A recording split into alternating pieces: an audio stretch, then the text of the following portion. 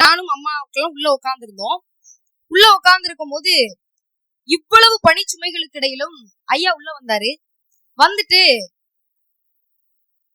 அக்கா இருப்பீங்கன்னு நினைக்கிறேன், ரோஹிணி என்பவர் அழைச்சிட்டு வந்து நிப்பாட்டினாங்க. அம்மா கொஞ்சம் எழுந்துறீங்கன்னாங்க. ஐயா என்னங்க யாருன்னு கேட்டப்ப, அம்மா இந்த பொண்ணு யார் தெரியுமா, இந்த பகுதியில புல்லட் ஓட்டுற பொண்ணுமா அப்படின்னாங்க.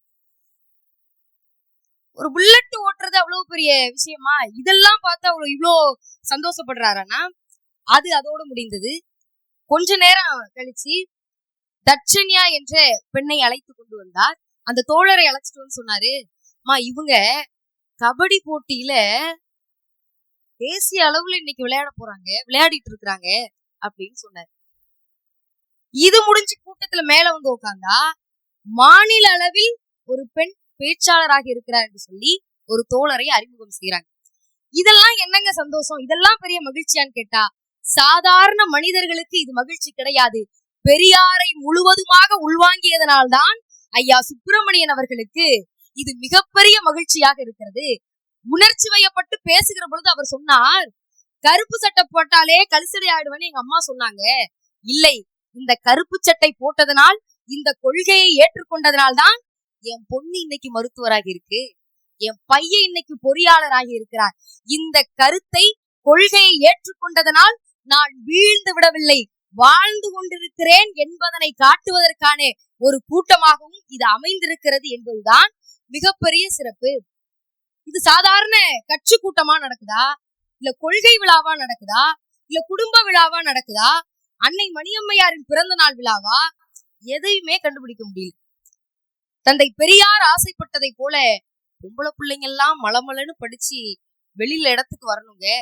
20 வயசோட பொம்பளை பிள்ளைய படிக்கிறத நிப்பாட்டுறாதீங்க, 30 வயதை கடந்து படிக்க வரணும். அவங்கள மருத்துவராகவும் டீச்சரா மட்டும் ஆக்கணும்னு நினைக்காதீங்க. இராணுவத்திலும் காவல்துறையிலும் பணியமர்த்த வேண்டும் என்ற தந்தை பெரியாரின் கனவு கருவிழிக்காட்டில் நிறைவேறி இருக்கிறது என்பதுதான் இந்த இயக்கத்திற்கு கிடைத்திருக்கக்கூடிய மிகப்பெரிய சிறப்பு. முதல் பட்டதாரின்னு மேடை ஏத்துறாங்க, பேச்சாளர்னு மேடை ஏத்துறாங்க. முன்னாடி எல்லாம் என்ன சொன்னாங்க, புகையில விரிச்சா போச்சு, பொம்பளை சிரிச்சா போச்சு. சிரிக்கிறதுக்கு கூட வாயை திறக்க கூடாதுன்னு சொன்ன இந்த சமுதாயத்தில் இன்றைக்கு பேச்சாளராக பெண்களை அடையாளம் காட்டி இருக்கிறது இந்த கருவிழிக்காடு என்று சொன்னால், இந்த கருவிழிக்காட்டிற்கு கிடைத்திருக்கக்கூடிய மிகப்பெரிய பேர் இது. உள்ளபடியே நிகழ்ச்சியினுடைய தொடக்கத்துல ஐயா அவர்களுடைய, ரத்தினம் ஐயா அவர்களுடைய படத்திறப்பு நடந்தது. யாருங்க அப்படின்னு விசாரிச்ச பொழுது சொன்னாங்க, இந்த கருவிழிக்காடு ரொம்ப உள்ள இருக்குங்க, யாருமே போக முடியாது, எந்த ஆசிரியர் தான் போய் பாடம் நடத்த போறாங்கன்னு நினைச்சப்ப, நான் போகிறேன் என்று சொல்லி மிதிவண்டியில் வந்து இந்த கருவிழிக்காட்டில் கல்வி நீரோடையை பாய்ச்சியவர் ஐயா ரத்தினம் அவர்கள். அதனால் அவருக்கு இந்த நிகழ்ச்சியில் சிறப்பு செய்கிறேன் என்று நன்றி பெருக்கோடு இந்த நிகழ்ச்சியில் அவருடைய படத்தினை திறந்து வைத்திருக்கிறார் ஐயா அவர்கள். இதுதான் இந்த இயக்கம் செய்திருக்கக்கூடியது. என்ன இந்த இயக்கம் செஞ்சிருக்குன்னா, தந்தை பெரியார் அவர்கள் சொல்லுவார், எனக்கு ஜாதி மேல பற்று கிடையாது, மொழி மேல பற்று கிடையாது, தேசத்தின் மீது பற்று கிடையாது, மதத்தின் மீது பற்று கிடையாது, வேற எதன் மீது உங்களுக்கு பற்று என்று கேட்டபோது, மனிதர்களின் மீது பற்றுடையவன் என்று சொன்ன தலைவர் அறிவுலக பேராசான் தந்தை பெரியார். அவர் வழியில் வந்ததனால்தான் இன்னைக்கு கருவிழிக்காட்டு வாழ் மக்களின் மீது அளவு கடந்த காதலினால் இப்பேற்பட்ட கூட்டத்தை ஏற்பாடு செய்து மக்களுக்கு பகுத்தறிவு உணர்வை ஊட்ட வேண்டும் என்ற எண்ணம் ஐயாவிற்கு வந்திருக்கிறது. அம்மாக்கள்லாம் நினைப்பீங்க, இந்த பொண்ணு இப்பதான் ஆனாவே போடுது, இது எப்ப பேச ஆரம்பிச்சு, எப்ப பிரச்சாரம் பண்ணி, நான் எப்ப வீட்டுக்கு போறதுன்னு நினைக்கிறது எல்லாம் என் காதுல விழுது. குழந்தைகள்லாம் வந்து அமர்ந்திருக்கிறீங்க, நீ பேசிட்டே இருக்கா, நான் எப்படி தூங்கதான் போறேன்னு சொல்றீங்க. அக்கா பேசி முடிச்சதுக்கு அப்புறம் லாஸ்ட்ல 3 மந்திரம் சொல்ல போறேன். அந்த மந்திரத்தை சொன்னீங்கன்னா நீங்க என்ன நினைக்கிறீங்களோ அதுவாவே நீங்க ஆயிடலாம். நான் முடிக்கிறப்ப அக்கா மறந்து போயிடுவேன், நீங்க தான் ஞாபகப்படுத்தணும். முன்னாடி உட்காந்துருக்கிற நீங்க தான் அக்கா மந்திரம் சொல்றேன்னு சொன்னீங்களே, சொல்லுங்கன்னு நீங்க தான் ஞாபகப்படுத்தணும். முடிவில் அந்த மந்திரத்தை சொல்ல இருக்கிறேன். இப்பொழுது உரையை தொடர்கிறேன். என்னன்னா, இந்த கருவிழிக்காட்டிலிருந்து ஒரு மருத்துவர் உருவாகிறது அவ்வளவு பெரிய சாதனையாங்க. தோழர் அவர்களுக்கு, ஐயா அவர்களுடைய மகளுக்கு இன்னைக்கு சிறப்பு செய்யறோம்னு சொன்னா, ஒரு மருத்துவர் உருவாகிறது அவ்வளவு பெரிய சாதனையான்னு கேட்டா சாதனைதான். ஒன்றியத்தில் அமர்ந்து கொண்டு ஒடுக்கப்பட்ட, பிற்படுத்தப்பட்ட, தாழ்த்தப்பட்ட இனத்திலிருந்து நீ பட்டதாரி மருத்துவமனையாவே ஆகிவிடக் கூடாது என்பதனை செயல்படுத்துவதற்காகவே ஒரு கூட்டம் இன்னைக்கு உட்கார்ந்துருக்கு. கருவிழி காட்டுல இருந்து வர உனக்கெல்லாம் மருத்துவ படிப்பு தேவையான்னு கேட்ட அவர்களின் கொட்டத்தை அடக்கி ஏன் பிள்ளையும் மருத்துவருக்கு படிக்கும் என்பதனை நிரூபித்து காட்டி இருக்கக்கூடிய மாநிலம் தமிழ்நாடு. அதனாலதான் ஒரு பொம்பளை புள்ள மருத்துவம் பிடிச்சு மேல போறது இந்த இயக்கத்திற்கு மிகப்பெரிய ஒரு பேராக இருக்கிறது. இந்த நிகழ்ச்சியினுடைய தலைப்பே உங்களுக்கு, இந்த நிகழ்ச்சியினுடைய சாரமே அன்னை மணியம்மையார் அவர்களுடைய 107வது பிறந்த நாள் விழா. அவர்களுடைய பிறந்த நாள் விழாவிலேயே இப்படிப்பட்ட பெண்களை எல்லாம் அடையாளம் காட்டி இருப்பது சிறப்பு. ஏன் அப்படி என்ன அவங்க பண்ணிட்டாங்க? நீங்களாம் நினைக்கலாம், நீ 1 மணி நேரம் பேசுவ, நாங்க நைட்டு 10 மணிக்கு சீரியலை பார்த்துட்டு பக்கத்து வீட்டுல உட்காந்து பேசாததே நீ பேசுற போற, நீ பேசுறதெல்லாம் கேட்கணுமான்னு நினைக்கிறீங்க. ஆனால் அன்னை மணியம்மையாரை பற்றி இந்த பகுதியில் வாழக்கூடியவர்கள் தெரிந்து கொள்ள வேண்டும். என்ன தெரிஞ்சுக்கணும்னு கேட்டா, நல்லா யோசிச்சு பாருங்க. இன்றைக்கு வரைக்கும் குடும்பத்தினுடைய கௌரவம் யார் உடலின் மீது கட்டமைக்கப்பட்டிருக்கிறது என்று சொன்னால் பெண்களின் உடலின் மீது கட்டமைக்கப்பட்டிருக்கிறது. பெண்கள் தாங்க கௌரவத்தை காக்கணும். என்னங்க ஆம்பளை பிள்ளைங்களை எல்லாம் படிக்க வைக்கிறீங்க, ஆம்பளை பிள்ளைங்களை ராணுவத்துக்கு எல்லாம் வேலைக்கு அனுப்புறீங்க, பொம்பளை பிள்ளைங்களை அனுப்ப மாட்டீங்களான்னு கேட்டப்ப, எப்படிங்க பொம்பளை பிள்ளைய போய் காவல்துறைக்கு எல்லாம் வேலைக்கு அனுப்ப முடியும்? படாத இடத்துல பட்டுருங்க. அப்ப அண்ணன்களுக்கு எல்லாம் படக்கூடிய இடத்துலதான் படுமா? இதெல்லாம் சமூகத்தில் இருந்த சிக்கல். இது எல்லாவற்றையும் நீக்கி ஆண்களுக்கு மட்டுமே என்றிருந்த கபடி போட்டியில் இன்றைக்கு ஒரு பெண் தேசிய அளவில் இன்றைக்கு சாதனை நிகழ்த்தி கொண்டிருக்கிறார் என்று சொன்னால் அது இங்கே இருக்கக்கூடிய கருவிழிக்காட்டு மக்களுடைய மிகப்பெரிய சிறப்பு. இப்ப வரக்கூடிய பெண்களுக்கெல்லாம் ஒரு அரை நூற்றாண்டு காலத்திற்கு முன்பே மிகப்பெரிய ரோல் மாடலாக இருந்து மறைந்தவர் அன்னை மணியம்மையார்.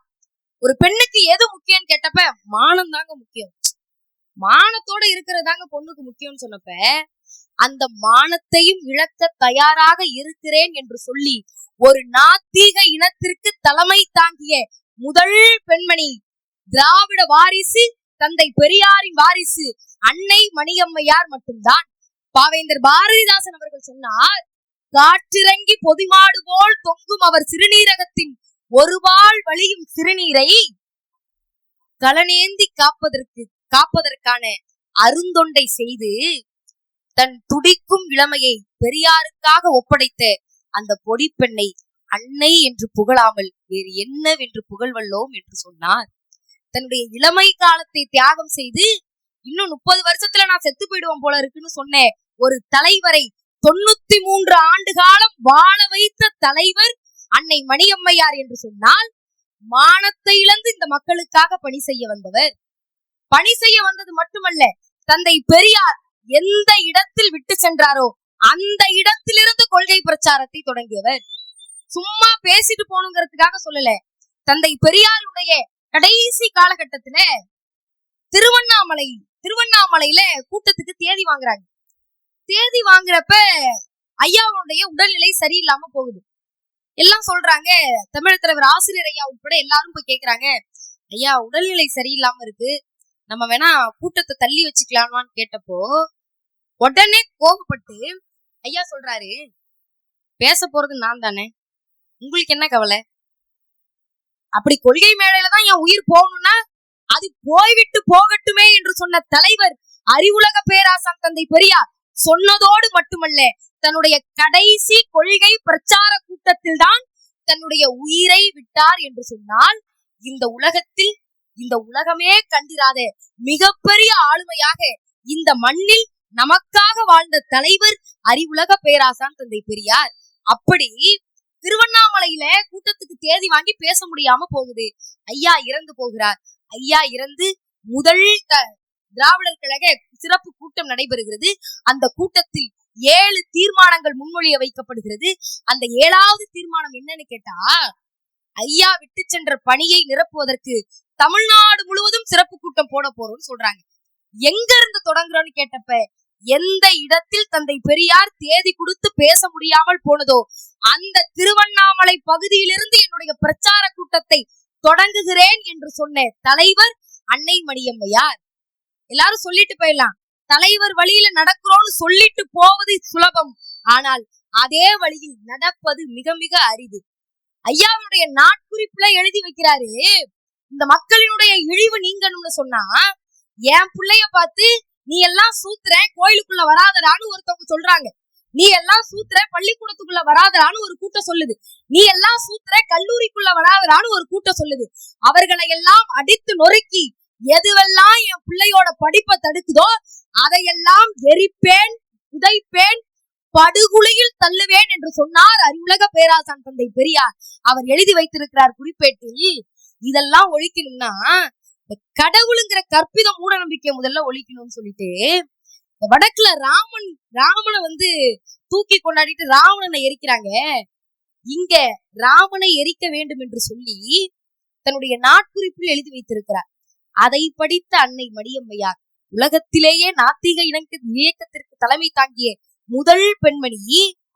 ஒன்றியத்தில் இருக்கக்கூடிய மத்திய அரசை எதிர்த்து மாநில அரசு கூட்டணியிலேயே இருந்தாலும் மாநில அரசையும் எதிர்த்து வடக்கணி ராவணனை கொளுத்தினால் இங்கே நாங்கள் ராவனை கொளுத்துவோம் என்று சொல்லி ராவண லீலா நடத்தி காட்டிய பெண்மணி அன்னை மணியம்மையார் என்று சொன்னார்.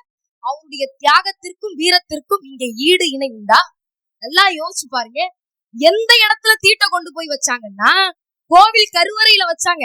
அப்பதான் ஐயா சொன்னாரு, எப்பா இந்த கோயிலை கட்டுறதுக்கு கல்லு தூக்குறதுல இருந்து மண்ணு தூக்குறதுல இருந்து சிமெண்ட் தூக்குறதுல இருந்து செலவடிக்கிறது வரைக்கும் என் பிள்ளைங்க, பிசி எம்பிசி எஸ்சி எஸ்டி சினத்தை சேர்ந்த என் பிள்ளைங்க. ஆனா கோயிலெல்லாம் கட்டி முடிச்சதுக்கு அப்புறமா ஒரு கல்லை தூக்கிட்டு போய் அதுக்கு கடவுள்னு பேரை வச்சு உள்ள வைக்கிறப்ப மட்டும் என் பிள்ளைய வர வேண்டாங்கிறீங்க. நல்லா யோசிச்சு பாருங்க.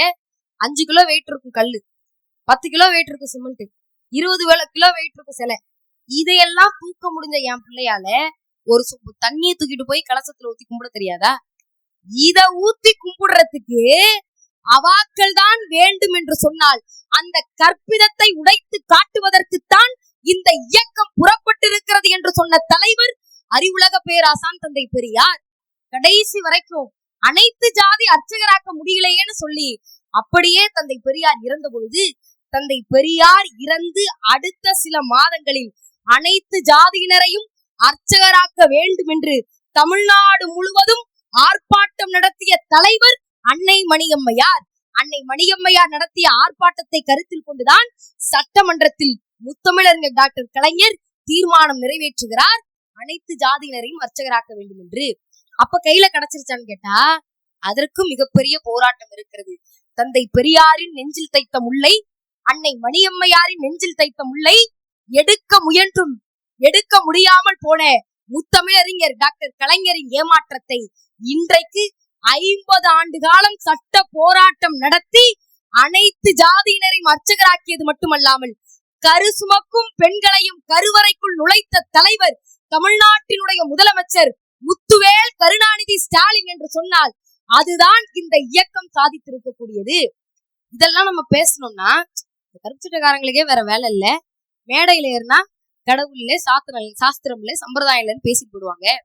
நீங்க எல்லாம் திமுக ஆதரிக்கிறப்ப இப்ப திமுக திகாவுடன் கூட்டணியில இருக்கிறதா, திமுக கடவுளை எதிர்க்கிறதான்னு கேட்டா இந்த இடத்துலதான் ஒரு சிக்கல் இருக்கு. மக்களாகிய நீங்கள் நினைத்து பார்க்க வேண்டும். உங்களுடைய அறிவிக்கை விட்டு விடுகிறேன். இந்தியாவிலேயே வேறு எந்த மாநிலமும் செய்ய முடியாத அளவிற்கு 4000 கோவில்களில் 2000த்திற்கும் மேற்பட்ட குடமுழுக்கை நடத்தி காட்டிய அரசு திராவிட மாடல் அரசு என்று சொன்னால் அதுதான் அனைவருக்குமான அரசு. ஒரு முதலமைச்சர் சொல்லுகிறார், கோட்டை ஏறி முத்துவேல் கருணாநிதி ஸ்டாலின் பதவி ஏற்றுக்கிட்டு சொல்றாரு, எனக்கு வாக்களித்தவர்களுக்கு மட்டுமல்ல வாக்களிக்காதவர்களுக்கும் நான் முதல்வர் தான் என்று சொன்ன முதலமைச்சர் தமிழ்நாட்டினுடைய திராணியுடைய முதலமைச்சர் முத்துவேல் கருணாநிதி ஸ்டாலின் அவர்கள் தான். அம்மாக்கள்லாம் இருக்கீங்களே அப்படிங்கிறதுனால சொல்றேன், இந்த மூட நம்பிக்கை எதிர்த்துதான் இந்த இயக்கம் இன்றைக்கு வரை போராடி கொண்டிருக்கிறது. ஐயா தான் சொன்னாரு, இந்த மூட நம்பிக்கையெல்லாம் கற்பிதத்தெல்லாம் வச்சுதான் பெண்களை அடிமையாக்கி வைத்திருக்கிறார்கள். ஒரு சமுதாயத்தில் ஆண்களுக்கு சரி சமமாக இருக்கக்கூடிய பெண்களை முடக்கி வைத்து விட்டு இந்த சமுதாயம் வளர்ந்துட்டுன்னு எப்படி சொல்லுவேன்? ஒரு மனுஷன் இருக்கிறேன், இப்ப நானே இருக்கிறேன், 2 பக்கம் 2 கண்ணு இருக்கு, 2 கை இருக்கு, 2 கால் இருக்கு. ஒரு பக்கம் கண்ணு வேலை பாக்குது, ஒரு பக்கம் கை வேலை பாக்குது, ஒரு பக்கம் கால் வேலை பாக்குது. இந்த சைடு இருக்கிறது அப்படியே சுத்தமா விளங்காம இருக்கு. இத பார்த்து என்ன சொல்லுவீங்க? இந்த பொண்ணுக்கு சூப்பரா ஒரு பக்கம் ஒர்க் பண்ணுதுன்னு சொல்லுவீங்களா? ஒரு பக்கம் பக்கவாதம் வந்திருக்குன்னு தானே சொல்லுவீங்க. அப்ப இந்த சமுதாயத்தில் ஒரு பகுதியாக இருக்கக்கூடிய ஆண்கள் மட்டும் முன்னேறி கொண்டே இருக்கிறார்கள், பெண்கள் அடுப்பங்கரையிலேயே இருக்கிறார்கள். இதை யாரு கேட்க முடியும்? இதை யாரு கேட்டாங்க? மத சீர்திருத்தக்காரர்கள் வந்தார்கள், ஜாதி சீர்திருத்தக்காரர்கள் வந்தார்கள், எத்தனையோ தலைவர்கள் வந்தார்கள், எத்தனையோ மத போதகர்கள் வந்தார்கள். ஒரு தலைவர் மட்டும்தான் சொன்னார், அவர்கள் கையில் இருக்கக்கூடிய கரண்டியை பிடுங்கிவிட்டு அவர்கள் கையில் புத்தகங்களை கொடுங்கள் என்று சொன்ன தலைவர் அறிவுலக பேராசான் தந்தை பெரியார் மட்டும்தான். சொன்னதோட நிக்கல, சுயமரியாதை இயக்க மாநாடுகளில் எல்லாம் பெண்களுக்காக தீர்மானம் போட்ட தலைவர் அறிவுலக பேராசான் தந்தை பெரியார். நல்லா யோசிச்சு பாத்தீங்கன்னா தெரியும். அம்மாக்கள் இருக்கீங்க, இன்னைக்கு நம்மளுக்கு கவலை என்ன இருக்கும்னா, காலேஜ் பிள்ளைய படிக்க வச்சிட்டோமா, அடுத்து ஒருத்தன் கையில புடிச்சு கொடுத்துட்டா எனக்கு நிம்மதியா இருக்கும், ஒருத்தன் கையில புடிச்சு கொடுத்துட்டா எனக்கு நிம்மதியா இருக்கும். இப்பவும் பாத்தீங்கன்னா இன்னைக்கும் மெசேஜ் வரும். இந்த LICல இருந்தெல்லாம் பாத்திருக்கீங்களா, உங்கள் அன்பு மகள் வளர்ந்து கொண்டே இருக்கிறார். எங்க அண்ணன் தேஞ்சுக்கிட்டே போறாரா? என்ன காரணம்னா, இந்த மகள் வளர்ந்துகிட்டே இருக்கிறாளாம், மகளுக்கு நகை வாங்கலையா, நிலம் வாங்கலையா, வீடு கட்டலையா, பொம்பளை பிள்ளைய கல்யாணம் பண்ணி கொடுக்கணுமே அப்படின்னு சொல்லி எங்க பேங்க்ல இருந்து மெசேஜ் வருது. இப்படி இந்த சமூகம் அழுத்தம் கொடுத்து கொண்டே இருக்கிறது. இன்னைக்கு பொம்பளை பிள்ளைங்க பேர்ல சொத்தை எழுதி வைக்க மாட்டேங்கிறோம். கேட்டா என்ன சொல்றோம், என்னம்மா நாங்க என்ன இப்போ பொம்பளை பிள்ளைங்களுக்கு தான் சொத்து கொடுக்குறோம், என்ன சொத்து, அசைகிற சொத்தெல்லாம் பொம்பளை பிள்ளைக்கு தான் கொடுக்குறோம், அசையாத சொத்தெல்லாம் ஆம்பளை பிள்ளைக்கு கொடுக்குறோம். இதுல என்ன இதுன்னா, எதெல்லாம் அசையும் அம்மாவே சொல்லுங்க, எதெல்லாம் அசையும்? ஆடு, மாடு, கோழி, இதெல்லாம் யாருக்கு? நமக்கு. அசையாதெல்லாம் பாவம், வீடு, நிலம், இதெல்லாம் அசையாது, பாவம், இதெல்லாம் ஆண்களுக்கு. இப்படி இந்த சமூகம் வகுத்து வைத்திருந்தது. ஆனால் ஒரு தலைவர் தீர்மானம் போடுகிறார், சொத்தில் பெண்களுக்கும் சம உரிமை வழங்கப்பட வேண்டும் என்று தந்தை பெரியார் போட்ட தீர்மானத்தை 1989 பெண்களுக்கு சொத்தில் உரிமை உண்டு என்று சட்டம் போட்டவர் முத்தமிழ் அறிஞர் டாக்டர் கலைஞர் என்று சொன்னால், இந்த திராவிடம் தான் பெண்களை உயர்த்தி இருக்கிறது. இந்த திராவிடம் தான் பெண்களுக்கு சுயமரியாதை வழங்கி இருக்கிறது. இந்த சுயமரியாதை அப்படிங்கிற சொல்ல உபயோகிக்கிறதுக்கே பெண்களுக்கு தகுதி இல்லைன்னு சொன்னாங்க. இதையெல்லாம் உடைத்து காட்டியவர் தான் அன்னை மணியம்மையார். யாருக்கு தகுதி இல்லைங்கிற என்ன பூச்சாண்டி காமிச்சிட்டு இருக்கிற? என்னால இந்த இயக்கத்தை நடத்த முடியாதா? தந்தை பெரியார் காட்டி சென்ற வழியில் கடைசி வரை இந்த இயக்கத்தை நடத்தி காட்டுவேன் என்று சொன்னதோடு அல்ல, செய்து முடித்து காட்டியவர் அன்னை மணியம்மையார். எல்லாம் யோசிச்சு பாருங்க. ஒரு பொம்பளையால என்ன முடியும்னு எல்லாரும் யோசிச்சப்ப, பெண்ணால் எதையும் சாதிக்க முடியும் என்று சாதித்து காட்டிய தலைவர் தான் அன்னை மணியம்மையார். அன்னை மணியம்மையார் அவர்கள் தான் சொல்றாரு, உன் வீட்டுல பரவாயில்ல, வீட்டுல படிக்க வச்சு அவன் கையில புடிச்சு கொடுக்கணும்னா மூட்டை முடிச்ச தூக்கிட்டு வந்துரு, நான் உன்னை காப்பாத்துறேன்னு சொன்னாங்க. சொன்னதோடு அல்ல, பல ஆதரவற்ற பிள்ளைகளுக்கு EVRM என்ற இன்சியலை கொடுத்து தங்களுடைய பிள்ளைகளாக வளர்த்தவர்கள் அறிவுலக பேராசான் தந்தை பெரியாரும் அன்னை மணியம்மையாரும் என்று சொன்னால், இன்றைக்கு அதற்கு சான்றாக பலர் தமிழ்நாட்டில் வாழ்ந்து கொண்டிருக்கிறார்கள்.